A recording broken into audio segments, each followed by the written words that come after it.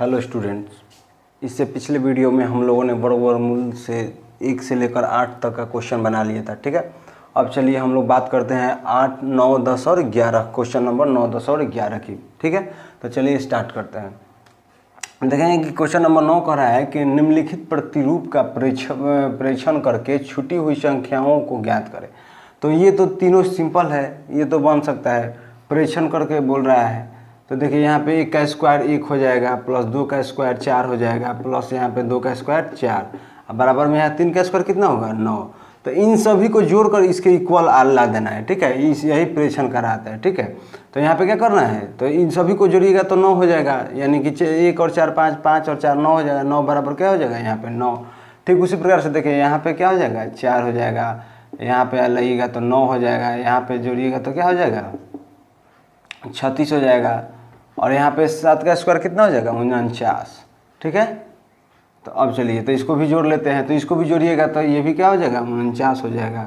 49 बराबर 49। फिर यहाँ पे देखिए यहाँ पे 3 का 9 हो जाएगा, प्लस 4 का 16 हो जाएगा, फिर यहाँ पे क्या हो जाएगा 12 का 144 हो जाएगा। ठीक है, और बराबर में यहाँ पे कितना है 13 का 169। पिछले वीडियो में हमने इस बात को कहा था, इस बार भी मैं इस बात को बोल रहा हूँ कि अगर आप वर्गमूल का चैप्टर पढ़ रहे हैं तो आपको कम से कम 1 से लेकर 20 तक का वर्ग यानी कि स्क्वायर आपको तो हर हाल में याद करना ही होगा। ठीक है, तो इससे क्या होगा कि आपको आसानी से, अब जैसे कि मान लीजिए अब 13 का स्क्वायर लिखना था तो हमने 169 लिख दिया, 12 का लिखना था तो 144 लिख दिया। इसी प्रकार से अगर 18 का होगा तो 324 हमको याद रहना चाहिए। ठीक है, ये नहीं कि मतलब फिर अब गुना कर रहे हैं, तो उस तरह से एग्जाम में अगर बैठेंगे लोग तो बहुत परेशानी होगी। ठीक है, यानी कि बहुत समय बर्बाद होगा। अब चलिए इसको जोड़ते हैं तो 9 और 16 25 हो जाएगा, और 144 जोड़ेंगे तो 169 हो जाएगा। तो इधर 169 बराबर क्या होगा 169। ठीक है, अब देखिए अब ये जो डी नंबर क्वेश्चन कर रहा है कि यहाँ पे 4 का स्क्वायर और डैश, फिर यहाँ पे डैश करके आप बड़ा इक्वल का किया है 21 का स्क्वायर किया है। यानी कि इसको क्या कीजिए, सबसे इसको बनाने का एकदम आसान तरीका है, ये देखने में भास्ट है, इसको मतलब बहुत आसानी से हम लोग बनाएंगे। ठीक है, देखते हैं 4 का स्क्वायर क्या हो जाएगा 16, आप प्लस डैश लिख दीजिए, यहाँ भी आप प्लस यहाँ भी डैश लिख दीजिए। ठीक है, आप बराबर में क्या कीजिए 21 का स्क्वायर, तो 21 का स्क्वायर 441 होता है। आपको अगर याद है तो अच्छी बात है, अगर नहीं होगा तो ये निकालना पड़ेगा। ठीक है, तो 441 लिख लेंगे यहाँ पे। अब यहाँ पे कह रहा है कि यहाँ पे कौन कौन सा संख्या रह कर स्क्वायर करें ताकि सभी को जोड़ने पड़े। यहाँ पे कितना होना चाहिए 441 आना चाहिए। तो अब देखिए इसको बनाने का यही सबसे आसान तरीका है कि 441 में से 16 घटा लेंगे। ठीक है, क्या करेंगे 441 में से पहले 16 घटाएंगे, सबसे पहला काम यही करना है। ठीक है, सबसे पहला काम तो घटाएंगे तो कितना होगा, हम लोग को 11 में से 6 गया तो 5 हो जाएगा यहाँ पे, और यहाँ पे हो जाएगा 3, 3 में से गया 2, और यहाँ पे क्या हो जाएगा 4 का 4, यानी कि 425 आ रहा है। यानी कि 425 को 2 भाग में यहाँ पे तोड़ना है, एक भाग यहाँ पे लिखेंगे और एक भाग यहाँ पे लिखेंगे, तब इन तीनों को जोड़कर कितना आना चाहिए 441 आना चाहिए। अब देखिए तो अगर हम लोग 25 को यहाँ पे हम लोग देख सकते हैं कि 25 5 का स्क्वायर होता है। ठीक है, तो अगर हम लोग यहाँ पे 5 लिख दें, अगर यहाँ पे 5 का स्क्वायर लिख दें, और यहाँ पे बचा कितना, जब इसमें से 25 निकल गया तो 400 बचा, तो 400 किसका स्क्वायर है 20 का स्क्वायर होता है। ठीक है, तो अब यहाँ पे क्या करेंगे हम लोग 20 का स्क्वायर लिख देंगे। तो अब देखिए तो जिस यहाँ पे 4 का स्क्वायर 16, 5 का स्क्वायर 25, और यहाँ पे क्या हो जाएगा 20 का स्क्वायर 400। अगर इन तीनों को जोड़ते हैं तो हमारा कितना आ जाएगा 441 बराबर 441। ठीक है, इसी प्रकार से इसको बनाएंगे तो ये भी एकदम आसान है। यहाँ पे 5 का स्क्वायर 25 लिख देंगे, प्लस में 6 का स्क्वायर 36 लिख देंगे, आप प्लस में यहाँ पे डैश करके यहाँ पे 31 का स्क्वायर निकालेंगे। अगर याद है तो अच्छी बात है, अगर नहीं याद है तो निकालना पड़ेगा। तो 31 का स्क्वायर शायद 961 होता है, हम लोग निकाल लेते हैं जो फार्मूला हम लोगों ने सीखा है। तो यहाँ पे क्या करेंगे 3 का 0 9, और उसके बाद में इस तरह से करके एक लाइनिंग, और 1 का 0 1 कर लेंगे, 3 1 3 3 दूना 6, तो 0 6 यहाँ पे। ठीक है, तो 6 यानी कि 961 हुआ, तो यहाँ पे क्या करेंगे 961 लिखेंगे। अब देखिए कि यहाँ पे 36 और 25 है, अब इन दोनों को जोड़कर इसमें से घटा लीजिए, ये काम करना है पहले। तो यहाँ पे इसको मिटा देता हूँ मैं, तो यहाँ पे 36 और 25 कितना हो जाएगा, तो 36 और 10 46, 46 और 10 56 और 5 61, यानी कि 61 इसमें से घटा लीजिए। तो 961 में से 61 घटाइएगा तो 900 बचेगा। तो अब इसको आसानी से समझ में आ रहा है कि देखिए तो ये 900 किसका स्क्वायर है, 930 का स्क्वायर है। ध्यान में रखिएगा कभी भी 20 का, 30 का, 40 का, 50 का, इसमें जो भी आ रहा है इसका मतलब स्क्वायर कैसे निकालना है। जैसे कि 30 का निकालना तो 3 3 का 9, 2 को 0।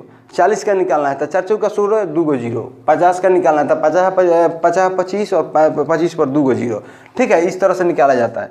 तो अब देखिए तो यहाँ पे तो 900 दिया है, तो इसका मतलब क्या होगा कि यहाँ पे हम लोग 30 का स्क्वायर लिख देंगे। तो 30 का स्क्वायर क्या होगा, यहाँ पे 900 हो जाएगा। इसका मतलब क्या होगा कि इन तीनों को अगर जोड़ेंगे तो 961 आ जाएगा इधर भी, और इधर तो 961 आ ही गया। ठीक है, उसी प्रकार से इस प्रश्न को देखते हैं। तो यहाँ पे क्या हो जाएगा, 36 हो जाएगा। उसी प्रकार से देखिए यहाँ पे 749 हो जाएगा। ठीक है, दोनों को जोड़कर आप प्लस में यहाँ पे डैश, आप 43 का स्क्वायर निकालना पड़ेगा। तो 43 का स्क्वायर किस तरह से निकालेंगे, देखिए 4 का स्क्वायर क्या होता है 16, फिर यहाँ पे 3 का स्क्वायर क्या होगा तो 09, अब 4 3 कितना होगा 12, 12 दूना है 24, तो 24 यहाँ पे 2 और यहाँ पे 4 लिख देंगे। ठीक है, तो 9 का 9, 4 का 4, 6 2 8 और 1 1 क्या हो जाएगा यहाँ पे 1, यानी कि क्या हो गया 1849 इसका स्क्वायर हो गया। ठीक है, तो 1849 मतलब में से क्या करेंगे 36 और 49 को जोड़कर घटा लेंगे। ठीक है, तो 9 में से 5 गया तो 4 हो जाएगा यहाँ पे, और ये 14 हो जाएगा। 14 में से 8 गया तो 6, और ये क्या हो जाएगा यहाँ पे 7 हो जाएगा, और 1 यानी कि 1764। अब देखेंगे कि 1764 किसका स्क्वायर है। तो अब कैसे पता चलेगा कि 1764 किसका स्क्वायर है। तो इसका दो तरीका है, एक तो गुणनखंड विधि है, और नहीं तो एक याद अगर रख रहे हैं तो अच्छी बात है। तो 42 तक मतलब 20 से ऊपर याद रखने की कोई ज़रूरत भी नहीं है, मतलब ज़्यादा विशेष अगर आप याद रखते हैं तो बहुत अच्छी बात है।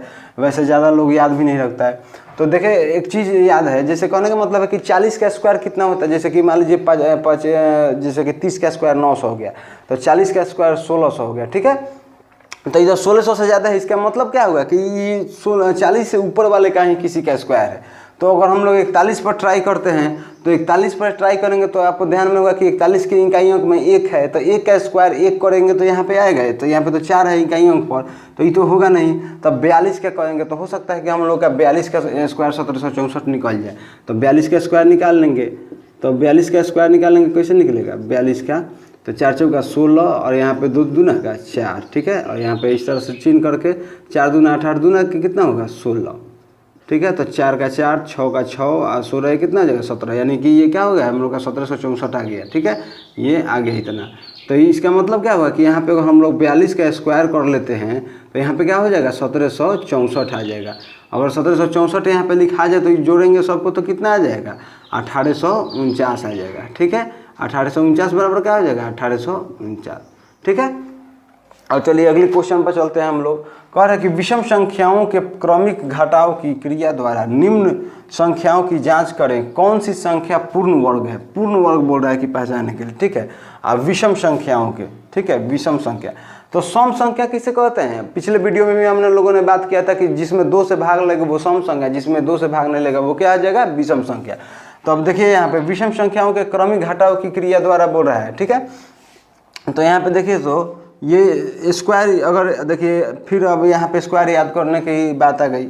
अब यहाँ पे जैसे कि अगर याद होगा तो आप लोगों को पता होगा कि ये 9 का स्क्वायर है, ये 11 का स्क्वायर है, ये 12 का स्क्वायर है। ठीक है, और ये क्या है 6 का स्क्वायर है। अब देखिए तो इसमें 2 से किस किस में भाग लगेगा, तो 9 में भाग लगेगा, 2 से भाग नहीं लगेगा। फिर यहाँ पे देखिए 11 में भाग लगेगा नहीं लगेगा, लेकिन इसमें लगेगा और इसमें लगेगा। ठीक है, तो यानी कि 144 और 36 इसका आंसर हो जाएगा।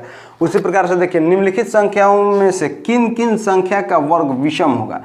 वर्ग जो कर रहा है विषम होना चाहिए। ठीक है, तो अब देखिए इस संख्या को बनाने का तरीका क्या है, इसको एक नोट हमने यहाँ पे लिख दिया है। ठीक है, इसको याद रखिए कि वैसी संख्या जिसके इकाई स्थान पर विषम संख्या हो उसका वर्ग भी क्या होगा विषम ही होगा। ठीक है, इसको ध्यान में रखिएगा। तो अब देखिए तो यहाँ पे तो इकाई स्थान पर क्या है सम है, यानी कि 6 है, यानी कि इसमें 2 से भाग लग जाएगा तो ये सम संख्या होगा। ठीक है, ये इसके इकाई स्थान पर नहीं है, इसके इकाई स्थान पर क्या है सम है, तो इन दोनों तो ऐसा ही कट गया। ठीक है, ये दोनों ऐसा ही कट गया। अब बचा 1 और ये बच गया यहाँ पे 3। ठीक है, तो 531 और 3249 हो जाएगा। लेकिन 531 को अगर हम लोग याद होगा कि जैसे कि ये किसी का स्क्वायर नहीं है। ठीक है, ये अगर आप लोग निकालने में सक्षम है तो देख सकते हैं कि इसका स्क्वायर नहीं निकल पाएगा। ठीक है, जैसे कि देख लीजिए 531 का अगर हम लोग स्क्वायर निकालते हैं तो मान लीजिए पहले 5 से अगर चलते हैं तो 2 से कर लिखते हैं, यहाँ पे 2 दूना का 4, तो यहाँ पे 1 आएगा 3 1, अब 2 दूना का 4।